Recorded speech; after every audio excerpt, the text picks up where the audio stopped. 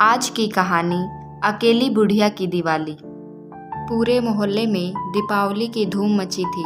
बच्चों ने नए नए कपड़े पहन रखे थे। उनके शोर शराबे से पूरा मोहल्ला गूंज रहा था। हर घर दीपों की रोशनी से झिलमिला रहा था। कहीं कहीं बिजली के बल्ब भी शान से टिमटिमा रहे थे।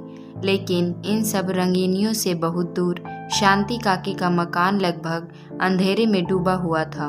यद्यपि उनके मकान पर भी 2 दीपक जल रहे थे, लेकिन इस जगमगाहट में वे निस्तेज से लग रहे थे। दूसरे किसी को इसकी खबर हो या न हो, लेकिन नन्हे गोलू को यह बहुत अजीब लग रहा था। वह सोच रहा था, आखिर शांति काकी दिवाली क्यों नहीं मनाती है। उसे अच्छी तरह से याद था कि शांति काकी ने पिछले साल भी दिए नहीं जलाए थे, और शायद उससे पिछले साल भी नहीं। गोलू को यह अच्छा नहीं लग रहा था कि आज के दिन कोई दुखी और उदास रहे। वह अच्छी तरह समझता था कि जब कोई दुखी व उदास होता है तभी त्योहार नहीं मनाता है, लेकिन काकी को क्या दुख है, यह बात वह नहीं जानता था। आज मैं काकी का दुख जानकर ही रहूंगा, यह निर्णय करके वह जा पहुंचा अपनी माँ के पास। माँ उस समय रसोई घर में मिठाई तैयार कर रही थी। गोलू को कुछ चिंतित देखकर व्यग्रता से पूछा, क्या सोच रहा है बेटा? माँ, शांति काकी हमारी तरह बहुत सारे दीपक क्यों नहीं जलाती है? गोलू ने पूछा। वे बहुत दुखी हैं बेटा। उन्हें दिवाली का त्योहार अच्छा नहीं लगता, क्योंकि इस दिन उनका इकलौता बेटा पटाखे चलाते समय दुर्घटनाग्रस्त होकर मर गया था। उनके पति भी नहीं है। बेचारी मेहनत मजदूरी करके गुजारा करती है। माँ ने समझाया।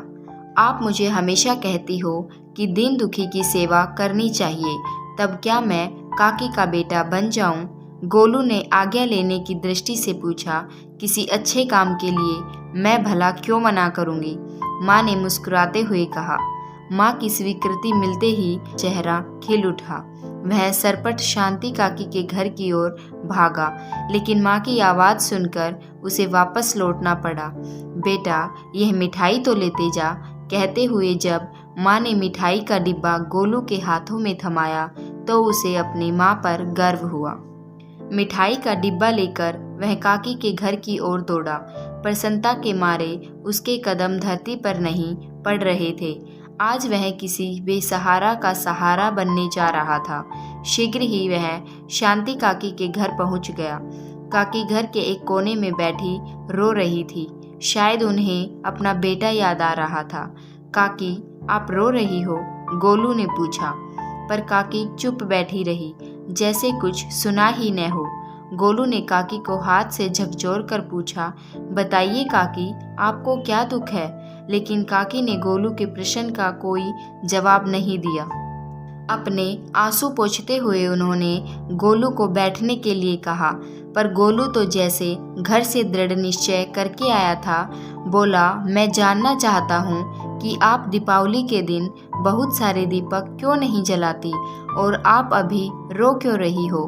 गोलू की जिद के आगे शांति काकी को झुकना पड़ा। उन्होंने भरे गले से इतना ही कहा, जरा अपने बेटे की याद आ गई थी। आज अगर वह जीवित होता तो वह भी तुम्हारे जितना ही होता।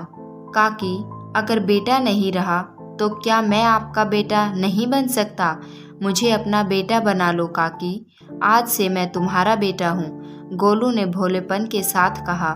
शांति काकी ने बेटा कहकर गोलू को गले लगा लिया। आज वर्षों बाद शांति काकी के घर में दीप झिलमिला उठे थे।